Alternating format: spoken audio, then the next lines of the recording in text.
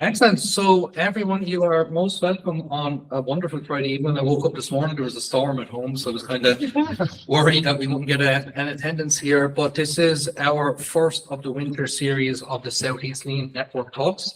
My name is Lee Gordon. I'm the industry chair, and our co-chair, the academic chair, is Darren. Darren sends his apologies, he couldn't make it today. But we're delighted to try and bootstrap this. This is our second hybrid event, so we have a couple of people live on the call. I'm going to watch the chat in case people have questions. And we have a wonderful speaker in Ian here today. And I'm just going to give a little bit of a big up to Ian here from his profile that's on the YouTube page. So Ian is a founder of VP Solutions and has over 30 years deep and extensive experience in co-designing, co-developing and delivering bespoke lean solutions.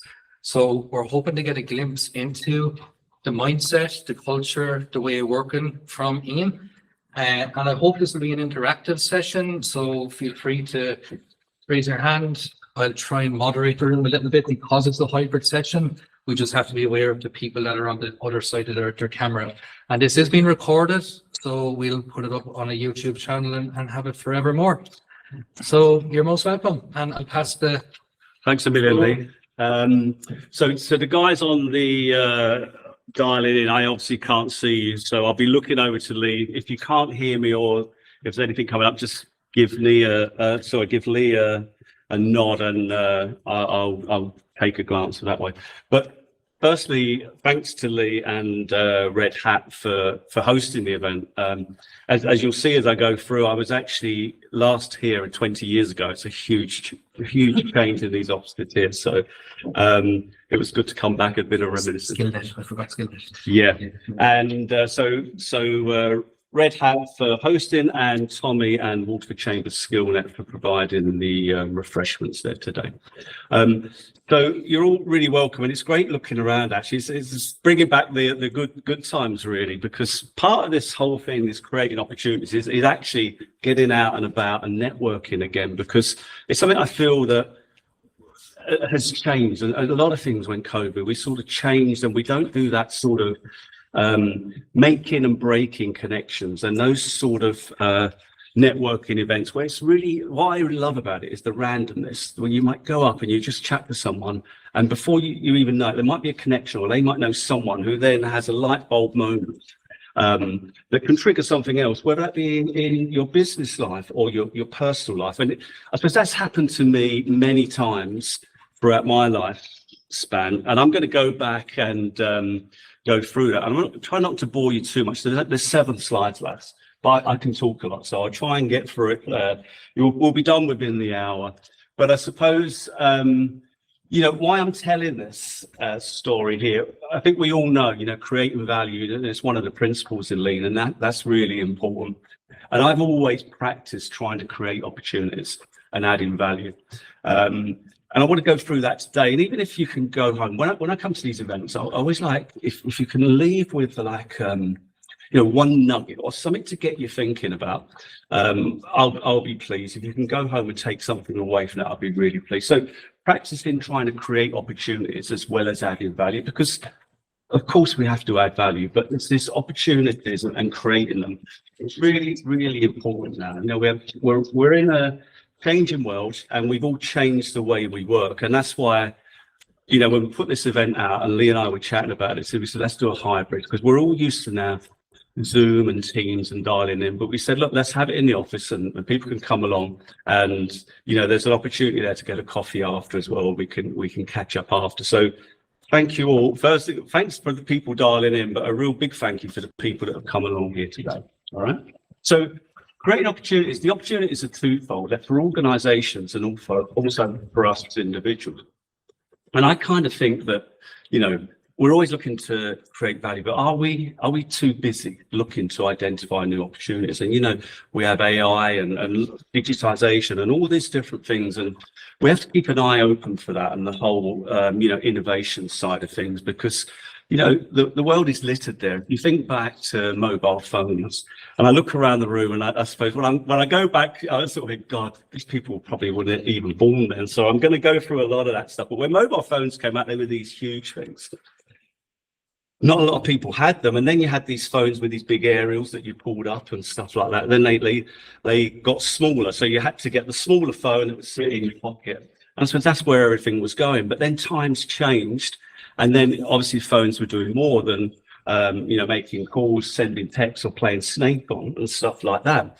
And if you think about it, people like Nokia, and if there's anyone's like me, and I love the old Nokia 3310, and I know they sort of re-released it a couple of years ago, but the Nokia 3310, you could drop it anywhere and it was fine, but it was a nice phone to have. But Nokia sort of took their eye off the ball and didn't really go with these creating opportunities, and they sort of lost their way in the marketplace, just to name but one. And I suppose as phones and technologies developed, even other industries like Garmin and sat navs and stuff like that, sat navs, and then even photography and cameras. If you think the mobile phone is doing all this stuff now, so if you don't keep ahead of the game and looking for innovation, these opportunities can come up and can pass you by. So are we too busy to identify new opportunities? Sometimes they're obvious, sometimes they naturally happen, but then often you can make them happen as well. And it was like attested to Henry Ford. If he'd asked customers what they wanted, they'd have said a faster horse. So it was one of them things that, sometimes you have to come out and do a bit of brainstorming and, looking into that ideal future state.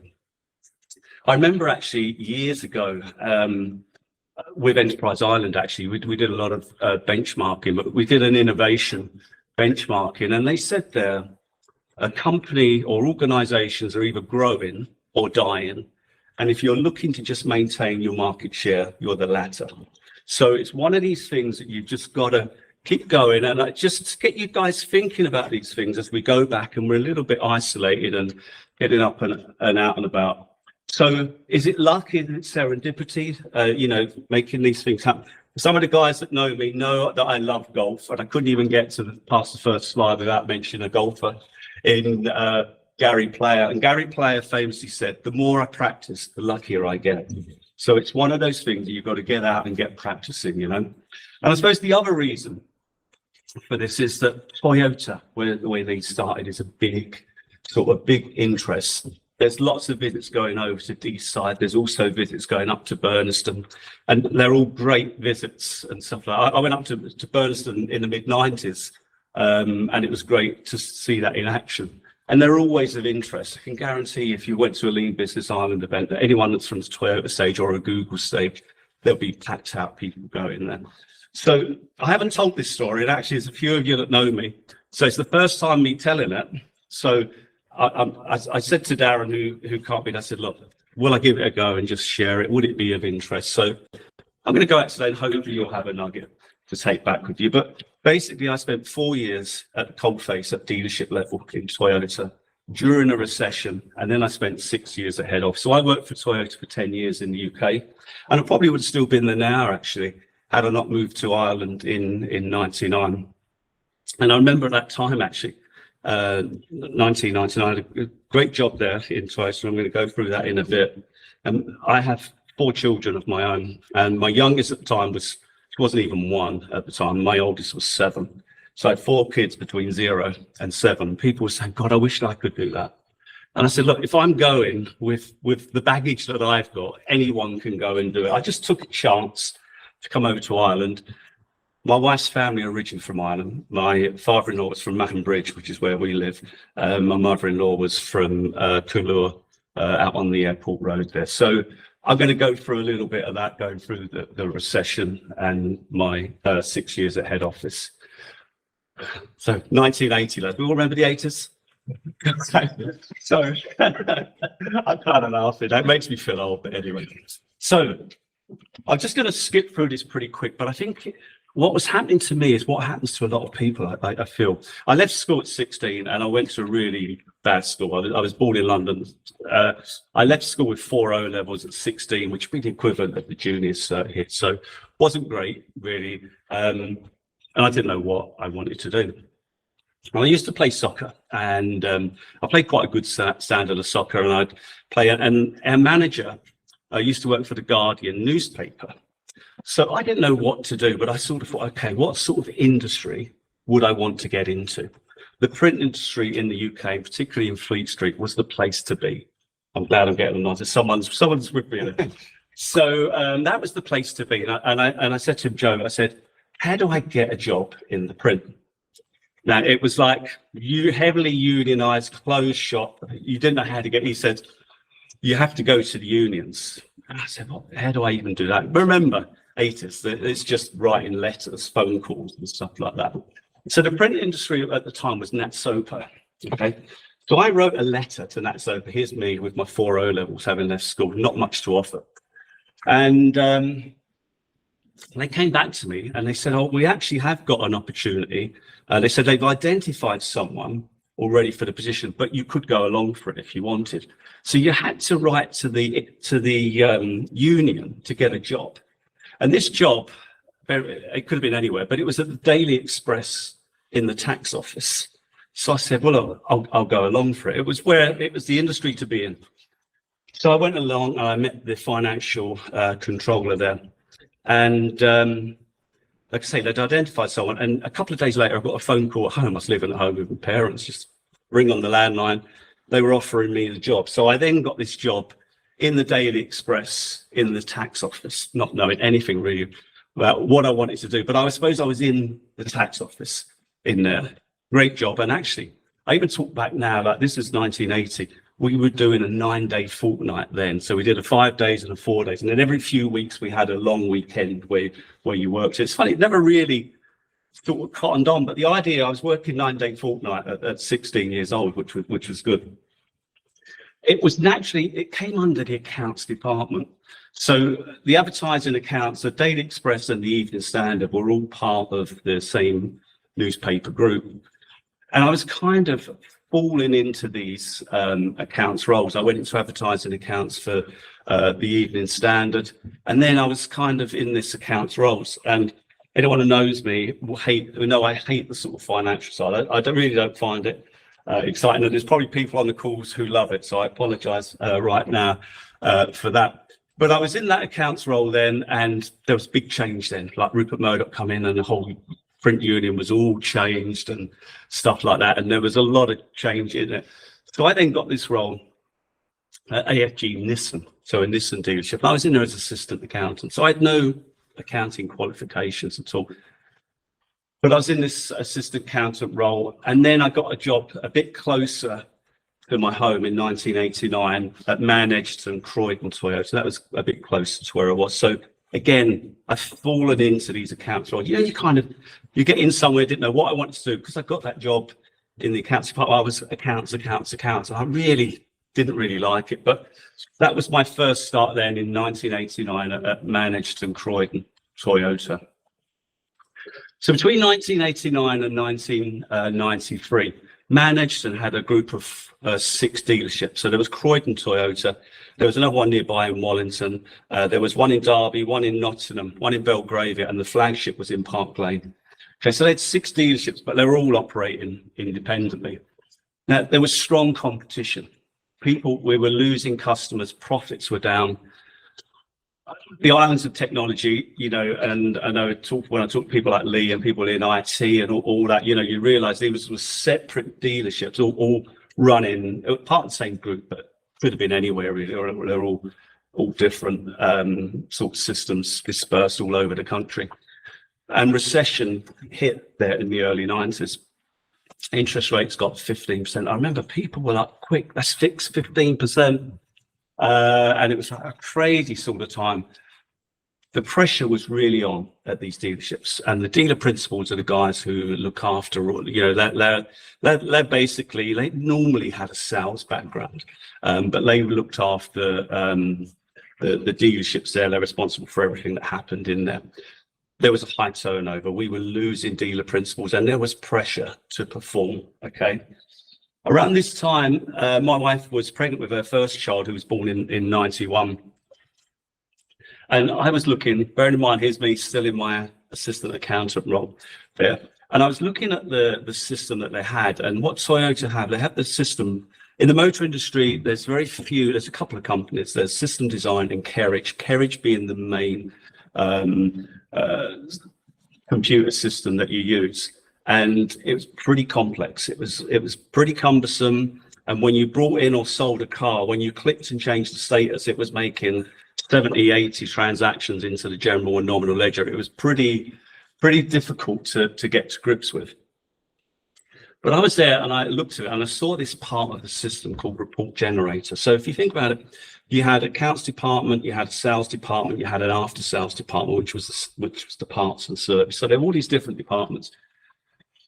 But there was a piece of software there called report generator. And I looked at it and I sort of thought, well, this is kind of interesting. You've got to remember the time, I suppose, 91 really. It's like DBase free type of stuff, pretty basic there, but no one had explored any of this technology. But what happened, we had a great group of salespeople, really on the ball people, but the systems were letting them down. Okay, so if someone came in looking for a car, if they didn't have it in stock, they would sort of turn them away. They couldn't go and check anything on the internet or anything like that. There was no internet. So they were turning away people and they had no real idea or knowledge where cars were. The best they could do is probably get on the phone and ring a local dealership saying, hey, have you got a Toyota Celica, a 1989, you're looking for something. So someone's coming in looking for a used car. They didn't have it in stock. More or less they were being turned away, going away to go and look for it. So this is how they were losing loads of these profits and stuff. So I took this report generator, and at this time we'd been sent a new dealer principal come down from head office. This guy was kind of a real heavy hitter, really. He'd come in to sort the problem out because, they were raining cash. And he'd come in and he was a real, he's a tough cookie. The times were hard then. And I said to him, I said, you're losing cash here because we're turning people away. I said, there's a part of the system that I could look at to try and tease information out of that for what people needed. I told the guy my story. I said, look, my wife's pregnant. I've got a high mortgage here. I said I could do with some extra money here as well. So what we agreed is that I came in at 6:30 to 9 o'clock, Monday to Friday, before my normal role started. And I went through the system, this report generator. And I'd go through and I'd devise daily ad hoc reports. So if someone had come in and they were looking for a red MR2 that was 2 years old, I would run the report on the database, find out the details and give that back to the salesman. And it was really successful because someone come in, whereas before they were just turning them away. Sorry, we haven't got that car in stock. They were running a report, ringing up someone, saying, how are you getting on with that car? It's 2 years old. Can I interest you in a new car? They brought that car back in, sold them a new one, and they brought the other car in. So they did 2 sales, whereas they weren't going to get any sales before. So I started running these reports for sales and for after sales. And, they were engaged. So we had the red MR2, 2 years old. And we also brought it in for service. So we were recording certain bits of information there, like, the mileage and sale date. So there was a bit of data there. So we started compiling service questionnaires. Like, you're probably doing this in, customer feedback and stuff now. Bearing in mind at the time, we had nothing there. So we had these service questionnaires that were going out. Were you happy with the service? Did it meet your needs and stuff like that? And I always remember, to show you the age, it was, you complete the survey and sent it back. And if you were in the prize draw at the end of the month, you got £10 off your next service. It generated a lot of interest. It was £10, but it was a great feedback mechanism. And of course, we weren't really interested in everyone that was happy, but it was the people that were going to go away. Because bearing in mind, in London, you could have gone within a few miles for different Toyota dealerships, or you could have gone for another sort of marque dealership there, whether that be Nissan or Honda or whoever. So when we got those feedback back in, if there was anything that was negative, bearing in mind we'd have lost these people before, we had our service guys ring people up, apologising and bring them, can we get another go at servicing your car, which we did.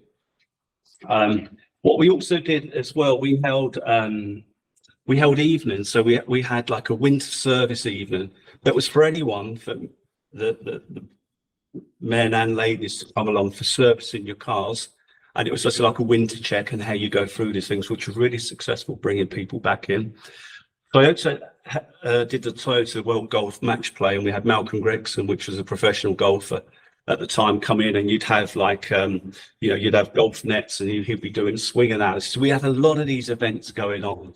So we were compiling all these letters. We were then doing like a 1 month follow-up, coming back in for service. And then if we sold a car 2 years ago, we started writing letters out. So I started churning these reports out and then showing them to the salespeople of what we were doing. And it was a huge success. It started an opportunity for me to become the group systems manager. Okay, so what we then did, we got everyone, all of these 6 dealerships, all on the one system. So they're based at Croydon, and I was running this then across the group, because up until then I was just running it for Croydon Toyota. So we were really getting really good reviews, both sales and after sales, and it was those sort of things, getting 2 sales on things where people were not getting any at all then. And I was liaising with TCS, is Toyota Computer Services, so they're based at head office. So I used to ring these people with any other big issues that we had, but I was essentially then, instead of this accounts assistant, I was this, systems manager. And I laughed back, I just put it in there, the disaster recovery plan. I remember it was like these cassette tapes at the time. And my disaster recovery, you'd laugh now, Lee, but every night you had a daily backup. And my recovery was you took the other backup home. So the day before's backup home. And he had a weekly backup and a monthly backup, which was the programs that you backed up. And this was their disaster recovery plan. But it started that whole opportunity for me getting out of that account and into this new role. We then created within the Man Edgerton group then a prospecting system. So we had a 1 month follow-up, we had a 6 month follow-up, service follow-ups, we had 2 year sales, and we had this suite of letters. Now we still had to type the letters out, but we had an admin person that was doing that. Profits were increasing. The motor group was seen as an innovator in sales and after sales. So in Toyota, you have area sales managers and you have area after sales managers. And they would come out and say, like, what are you doing here? Because they had nothing on the system other than this report generating software that was actually doing this. So Kerridge produced the software, and Toyota at TCS had these developers that modified it for Toyota. So the base software was there and they modified it, but it was way behind the time, But, profits increased and we were seen as an innovator in sales and after sales. This is my first taste of success, really. Bear in mind, I was relatively young at the time. But this guy had come in, this big heavy hitter, the dealer principal, he was into golf as well. I remember at the time, the golf that we were playing was Jack Nicklaus for PC, CD-ROM, MS-DOS. Anyone remember MS-DOS here? Yeah, oh my God, for that. I was going to. So this was way before Windows and Windows 95 and Bill Gates. And if anyone hasn't seen the Windows 95 launch with Bill Gates and his team, you should really Google that, because that's dancing at its best. I can't compete with that. But our celebrating success was on a Friday afternoon. Very often we go and play Jack Nicklaus PC. And one of the things was you could go behind the green and look back at the shot coming in. Like, the graphics were amazing. But when I think that, God, how old Jack Nicklaus, that just showed you, doesn't it? But those were the days there on that, and how we sort of turned this around from a flagging dealership to just, and it was by chance, I suppose. I saw this report generated. I just sort of said, what's that? And I just said, well, look, it's logging all this different data from sales, after sales, looking it all there. And then I could just go in and run these reports and generate this stuff. And it was brilliant. And we had this prospecting system that was across the group. So obviously I was dealing a lot with Toyota then. We had area computer consultants, we had area sales, we had area after sales. So they asked me then, could I come and join the team at head office? So I then made the move from the dealership, and actually they sold that at a huge profit, that group of companies, actually, because they made a lot of money on that. So I joined the team that I was dealing with at head office as support consultant. I was later then promoted there to support services manager, managing the team, which when I think back now was pretty scary, because these people were real, like heck heads with Unix knowledge and developing and stuff. And here was me with very little knowledge. But what I did have that no one else had there was I had knowledge at dealership level and what problems were happening on the ground. So we had all the guys with all the real good sort of technical expertise, and I was able to come in and bring the sort of business side of things. And we'd get a lot of queries actually. It's where they might have gone wrong on some part of their system that I was able to jump in and help them on that. So we had a good mix of people. Well, yeah, and that was my start then in '93 at Toyota head office. And for all what you hear about Toyota, they really are a brilliant company to work for. And one of the perks that you get is that everyone at Toyota has the opportunity for a lease car. And nearly everyone took that out for a very, very small part of your salary every month. You got a car that was fully loaded, services were paid for. All you paid literally was your petrol.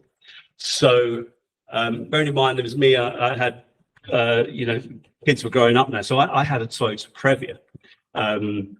And we would come over and visit because obviously living in England, my wife's family was still here in Ireland. We'd come over and visit quite often, actually. But every 8,000 miles, you change these lease cars because that was deemed the maximum sell-on value. So if you think about it from Toyota's perspective, they were recording sales for everyone who took this out. So every employee did it, because if you were a youngster, the amount of young people that would go out and had like a brand new MR2 or a Celica, because it was costing next to nothing. But Toyota were getting registrations for the sales bit, and you were getting the benefit of using the car. And sometimes I might have 3 cars a year. If I was coming out and say, "Oh, you have a different colour Previa," and I say, "What on earth are you doing?" But that was the lease scheme there that you had, which was one of the big perks. And obviously, every time they had a new vehicle launch, you were invited out, and kind of a bit like what we're doing here today, like coming out, meeting and greeting people. And one of the things through my studies, I was looking at Morsey and Harriman. They're from a company called Creativity Inc. And they talk a lot about making and breaking connections. And that's part of what we was getting at today, that we can come out here and we can have a chat, meet new people, get out, back out, meeting again. And that they talk about these coincidental meetings at the water cooler, that sort of thing, which just doesn't happen now. I was saying actually, just since COVID, one of the people on my team, working remotely and stuff like that, someone who they would have had breakfast with regularly actually had left the company, and before they even knew about it. And it was that sort of thing that you'd lost that sort of connection there. So they did a lot of this new vehicle launches. You go up and you be paired purposely with someone from a different division or a different department that you got out and about. And you had they had a route that you would go, and it would be like 30 minutes each way. You drive the car partly, and then you swapped, and the other person rode back. So you were test driving the cars, but you were also getting out and meeting people. So, and they also had great ideas schemes. So Toyota, would be the red logo that they'd had for Toyota. So anyone who had an idea, we had this. They got a mug basically, and it was, "I've had a mad idea," and the mad was in red, and the mad was made a difference. So if anyone made a difference when they put a scheme in, you got a mad idea mug on it there.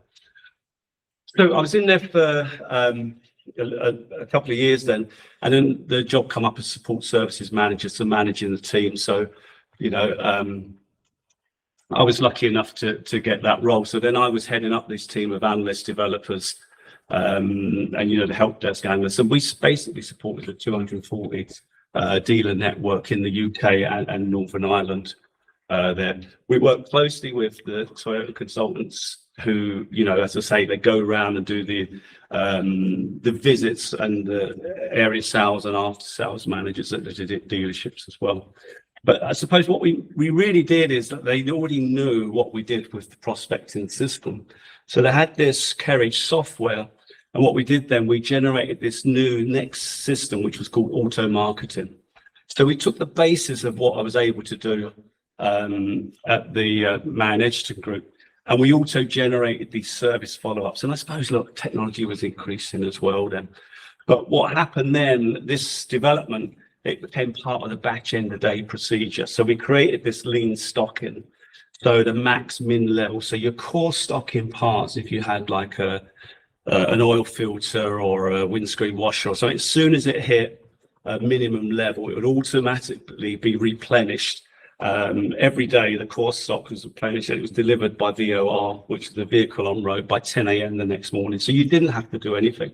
It was at max min level. As soon as it got down to the min level, it automatically put it up to the maximum level.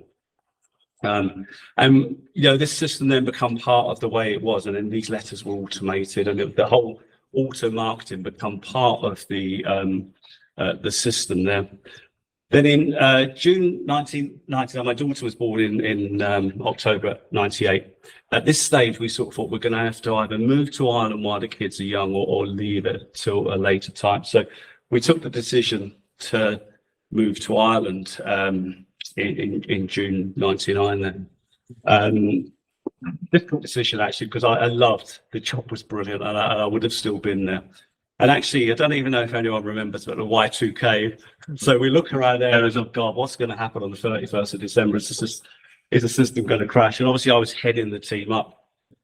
So I went in one Monday, we talked about this, and I said to my boss, Paul, I said, look, Paul, I said, we decided to make a move to Ireland, and he knew that we weren't going to change that. So I knew in my heart and heart I was letting them down a bit, but I had to do it at that stage for myself.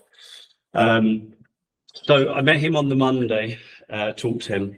He came out to me, he said he got in touch with Kerridge. So Kerridge were based in the UK, but they also have an office in Blackrock, Carrisford Avenue.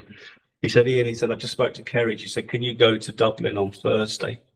So I came over, I got a flight over, an early flight to Dublin, and I went down to Carrisford Avenue. I met the guys there. So bearing in mind, it's the same sort of software. It's a different sort of, wasn't quite what we had in TCS, but it's possibly the funniest thing that I'd ever done, really, because I told him I was going to be leaving on the Monday, and I was just going to chance it when I came here. I flew over on the Thursday, and they said, well, going to go to lunch, and Blackrock was a really nice places for lunch. So I went down for lunch. When I come back, they give me a contract there. So I flew home on the Thursday with a contract for Kerridge, working, which took a bit of pressure off when I was coming over. I had no real idea or concept of Dublin and Waterford then, and then the transport getting up and down. This was before the M9 sort of thing like that. So it was a great comfort for me. So by the Thursday after, the end of that week, I'd had a job here, which was good.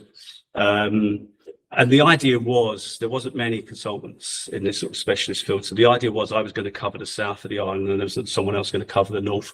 But in reality, that didn't really work out. Most of the work was in Dublin. And I was also up to Tub of Curry up in Boyle and stuff. For 2 days consulting, there was half a day traveling up, half a day traveling back. So it was days traveling for 2 days consultancy. So I did that for a year. And it was great if you lived in Dublin, but the whole reason I moved over to Ireland was to be in Waterford. I would have moved to live in Dublin there. So the internet was improving, then dial-up broadband, creating value, and all that was still key. And then here in 2001, NTL, which was the old Cable Link. Does anyone remember Cable Link? Yeah. Yeah, so that's perfect. That's good. So Cable Link were moving from Michael Street to here. And I came in and I said, it's close to home. So I said, oh, this will be interesting. And this was the first time I got into call centers, I suppose. It was the NTL office here. And there was a big project because it was all based up for the team up in East Point. And so the whole work was there. And I was sort of working with Capgemini to bring that work migrated back here to Waterford.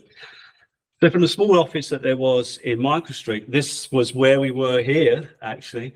And actually, it was the whole building. That's kind of weird now when I think about it, but it was nowhere near as snazzy as it is here now, So I was working, to bring that work back here, and that's how I started getting into these call centers. And you kind of fall into these things.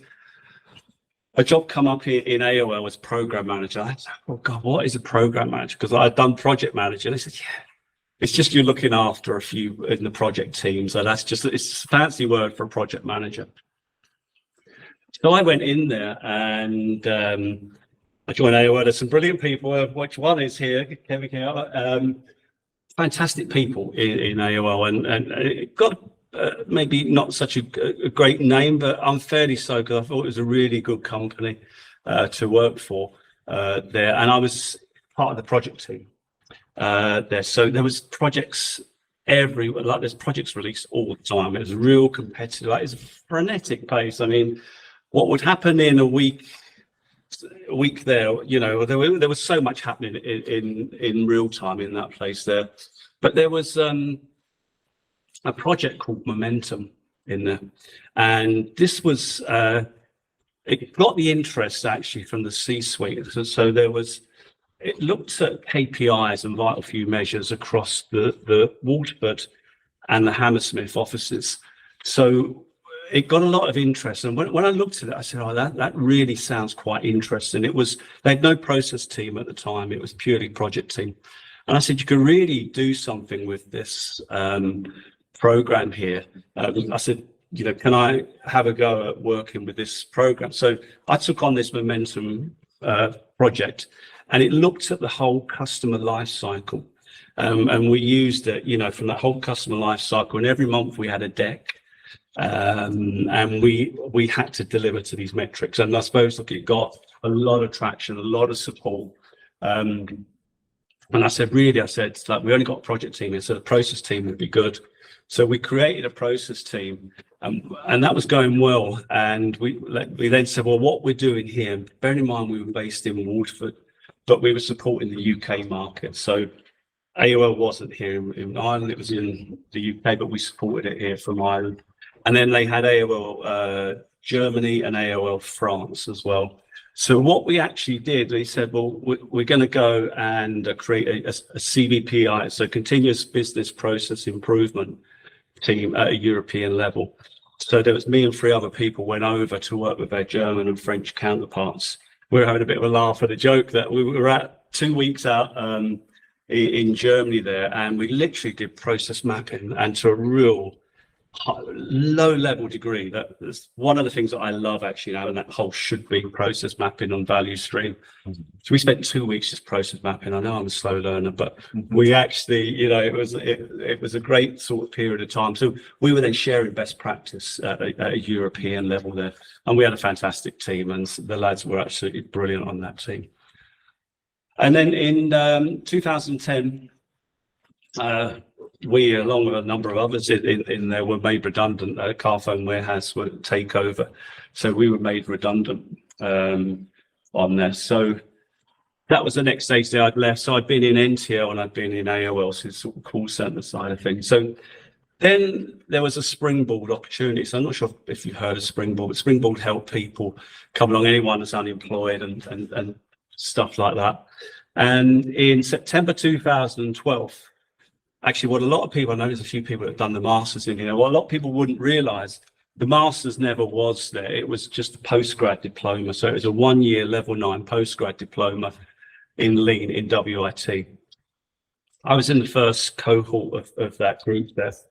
And there was, as it is today, still a group of people from different organisations. But in the main, it was people that were on the Springboard programme. So we were unemployed, you know.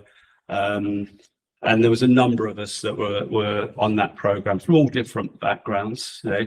So I was really happy to join that program on the postgrad diploma. And it was going great for a month and a half. And then in November, there's a little bit of a setback. So during October, my wife and I were like old family actually, had been foster carers. So we fostered a number of children.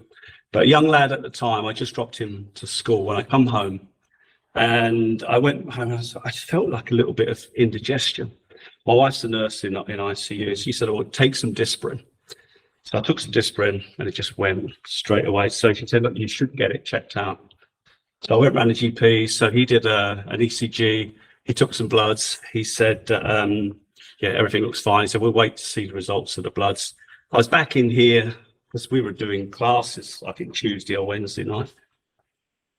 And I play a bit of badminton, and I suppose if it's golf or badminton, I call myself an enthusiastic player, because I'm never really that good at any of them. But we were playing a match and we went, I won't say the name of the club because someone might know them, but we won 4-0. But on the way home, I felt this sort of, just like an indigestion thing. So my wife said, this was a Thursday night now. So she said, you should go back round, or she said you should go up to the hospital. So I had to ring the GP to get a letter. He said, look, I've got the results back. He said, like, cholesterol's a bit high. He said, but look, if you want to go up. So I said, look, I'll be happier going. And we won that match 4-0 that night now. But kind of an easy match that we had, luckily. But I went up and we were coming in the next day. We were going into WIT. We were doing a group project. So I went in, I went up into, you go into A&E. I had my sort of bag with all my stuff with me. I thought I'm going to be here hours. I went in and they did an ECG and I didn't even sit back down. They called me in. And when I went in, there was a doctor there, 2 nurses, and they put a mask on me and they said, you had a heart attack last week. So I said, whoa. So I didn't really know what had hit me. This was the Friday afternoon, actually. Actually, it was 5 o'clock that night. I was getting an echo done. So when you hear of this Friday evening type of thing, I was kind of in there a bit earlier. But they said I'd had a heart attack the previous week. So obviously, I said to the guy, I said, I don't think I'm going to be at college tomorrow.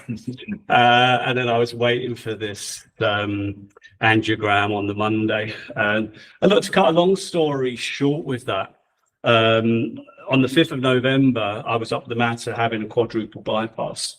So that cut short my start on the course.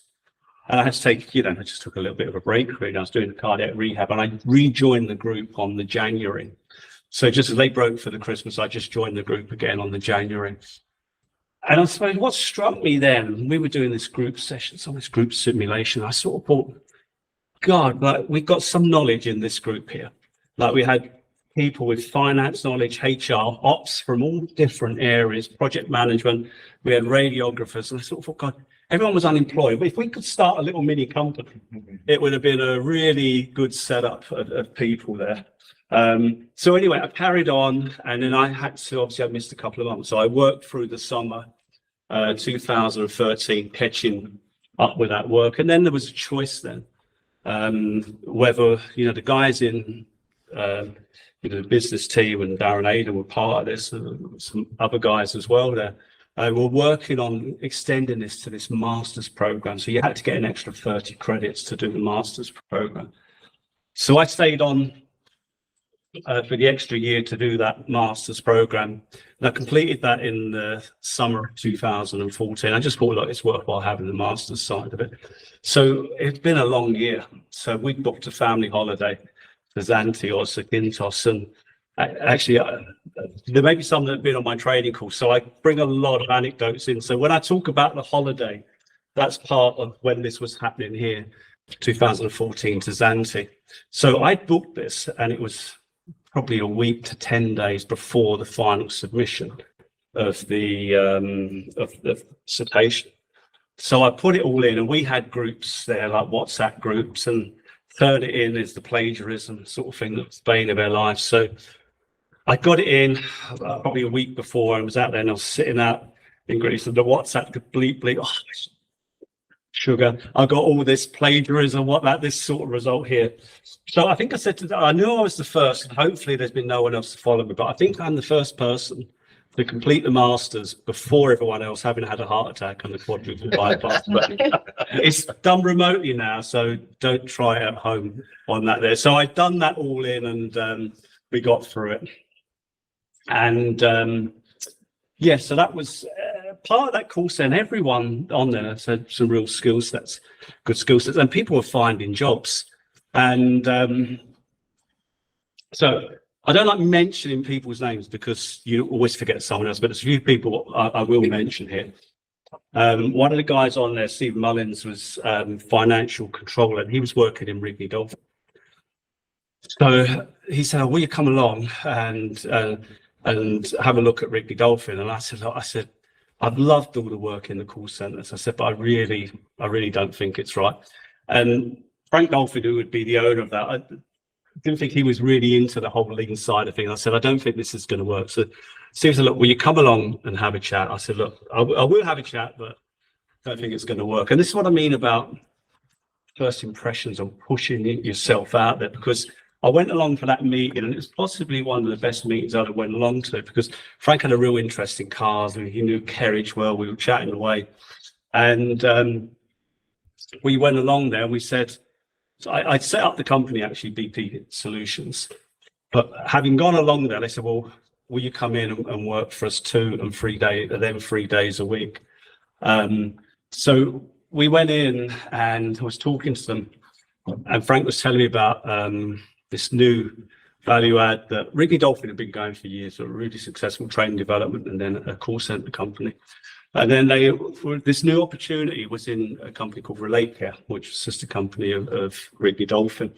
And basically that was looking at the Affordable Care Act 2010, which was brought in by President Obama, which is also known as Obamacare. Penalised hospitals if you had been discharged and then you were readmitted within 30 days.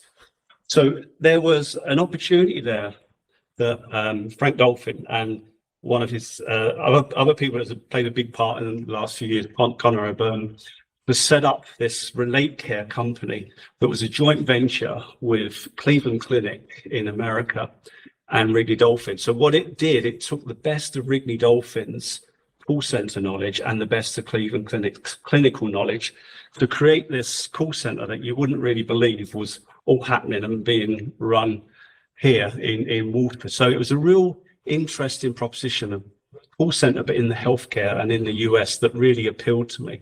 I thought, well, this is a little bit different and a little bit of a niche. So that's what started my journey into healthcare and really working with some of the best, Cleveland Clinic will be number 2 in the world, the best hospitals in the world. And what we then did, and with the help of, I'm going to mention Kevin here. Kevin was in Wrigley Dolphin there as operations director. We did a lean transformation, which involved all of the agents in Wrigley Dolphin, everyone actually being trained. It was the first of the kind and a real difficult thing to do, because to take people off the phones and get people trained was a difficulty. And we did a lot of gamification, a lot of stuff. There was some online, there was some in classroom. But basically, I got to know everyone because I trained everyone in there. So there was hundreds of people went through that program, and it took a lot of management, a lot of commitment from people to get that working. And following that training, people were then invited to come up and be part of the whole lean wall and the lean boards and stuff. And some of the people would have had the best ideas for some of these improvements. And when I go into companies, I like to do a lean, but I like to do a lean and green improvement, so an energy saving one if I can. And we did an energy saving efficiency. And I always remember to this day that one of the guys that come off the phone come up with this really brilliant idea. And we said, God, how did we not think of that? But have we not given that guy the opportunity to come up and speak, that untapped people potential, the 8th waste? If we didn't give that guy the opportunity, we would have missed the trick there. And I remember actually, going through that there with all the agents, and Frank come into me one Monday, said, Ian, he said, I get this, how this is working now. And I suppose that the biggest thing for me on that is that, I'm sure it's 2017 or 2018, Frank was presenting at Lean Business Island in Croke Park, and his presentation was from critic to convert. So it'd been from someone who wasn't really sold on it to then see the benefits that it could bring. So we were all this time now, Connor's building the company in the background there, and we were bringing the good parts from Wrigley Dolphin into Relate Care, and we did a Lean Plus in Relate Care. And I've been up, as I say, Frank has been there, Connor has told the story multiple times, and not so many service companies that have, had the business success story, but we've all been there at those Lean Business Island forums on it there. And also we implement this both in-house and externally with clients as well. It wasn't just on the healthcare side as well. There's really good work still happening in Wrigley Dolphin, because that's where it all started, and that best practice came over from Wrigley Dolphin, and we work with some of the best, utilities, government bodies, telecoms and stuff like that. So the reason I just sort of mention those people is that those last 8 years, I've had a huge exposure to a lot of different organisations, which has been a big part of my lean journey as well. And we implemented that in-house and externally with clients. I'm kind of about 5 minutes to go. So we're nearly there now. So I got to the 2020s. So I don't know, lads, you have the 60s, 70s, 80s. What do we call is this the new 20s now? I just put it at the age of the inconceivable, really, because it was inconceivable. Does anyone know that, though? Is this the new 20s? Or? It's the noughties. I know we had the noughties. I didn't stop there. I thought, well, what's it called? I thought I'll ask, but anyway, look, as we all know, COVID strike there. Another world changed forever. For that there, we had the work from home challenges, and like I say, like networks are shrinking, which is the whole part of this thing, getting up and out and about and coming back to that whole point then of creating opportunities. For me, there's a bit of a work-life balance there, strategic change for me. So I'd sort of gone back to the BP solutions that I never really had created, but because I was straight into Wrigley Dolphin and Relake, I never really got anywhere with. So I'm back doing what I love now. Loving the variety and the flexibility, and Relate Care, like 1,500 people plus now, so they're growing from strength to strength as well. So it's been really a good journey, and I suppose I wanted to just show you some of them opportunities that landed automatically and some that you can create. And I suppose you can create that both in your personal life and in your business life. So the challenge for everyone there, life is busy. There's a lot going on, and very often we're just trying to get through the day, But go back to your own routines, reflect, and then try practice making these opportunities happen. And what to remember, the more of practice, the luckier you'll get. That is it from Gary Player. That's it. Anyone got any questions?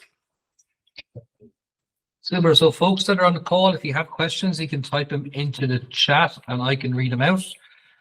And we might turn to the room when folks are thinking of them. Hi, Ian. I'm just wondering, what was your biggest challenge in moving kind of out of more traditional Toyota production stuff into healthcare specifically? Yeah, it's kind of funny because even though I was in Toyota, it wasn't manufactured as such, it was sort of service side.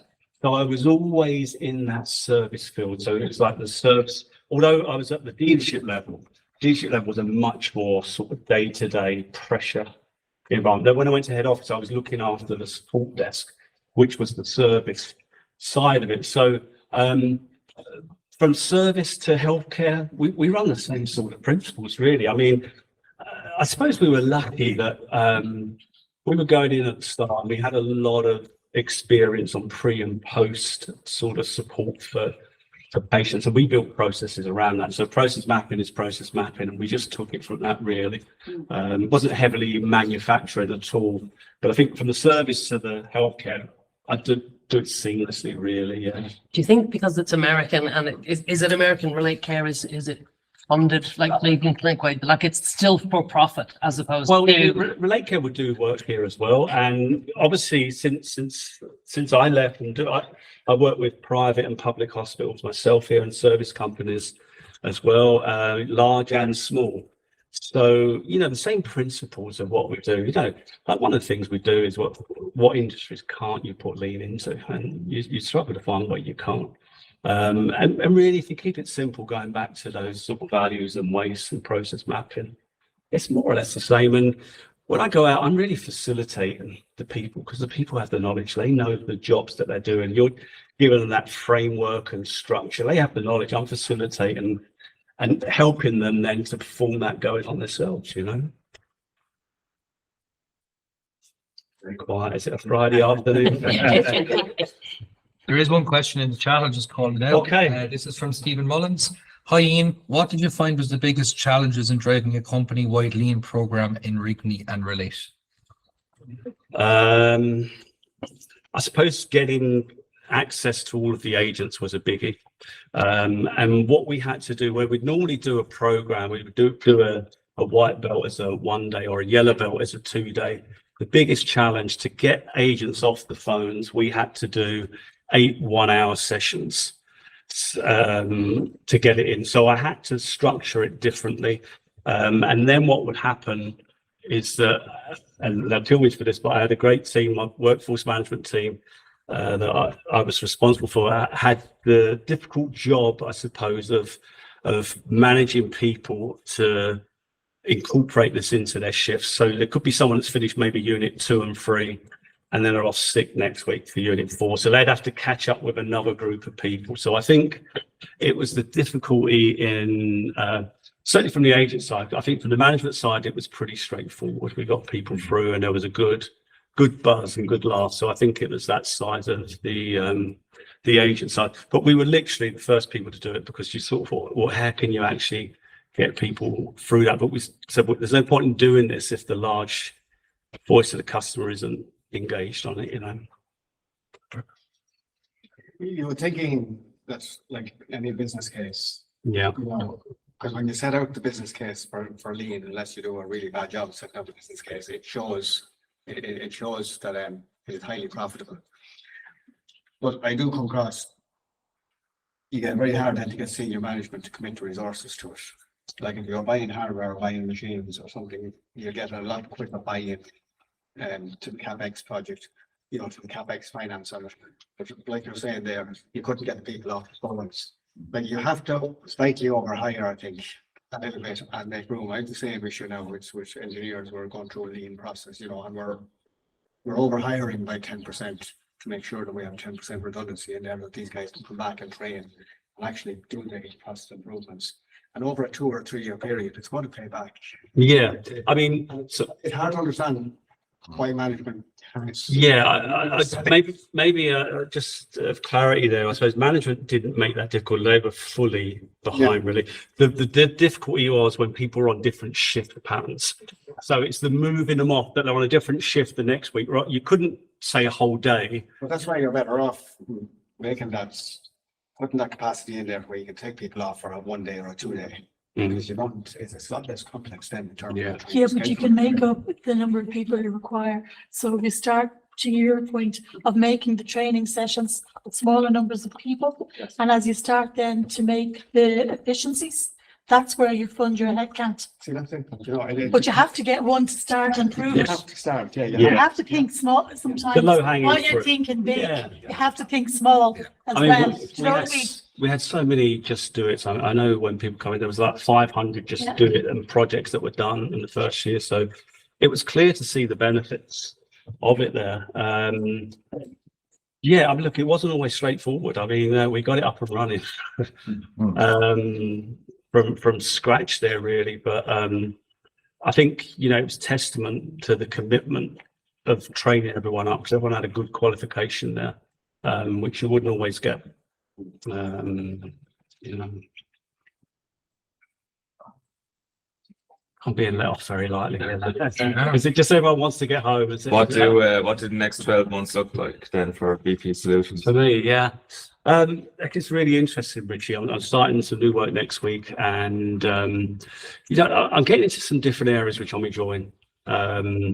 So it's new for me. I'm not into something full time, because I'm over this. I mentioned that sort of work-life balance. I'm enjoying that sort of mix there as well. So yeah, continuing on what I'm doing with hospitals, private, public, and mostly service organisations as well. You know, so it's just started to push it, the work out there now. So although it's been going for a number of years, it wasn't really. It was really dormant as I was working in there. You know.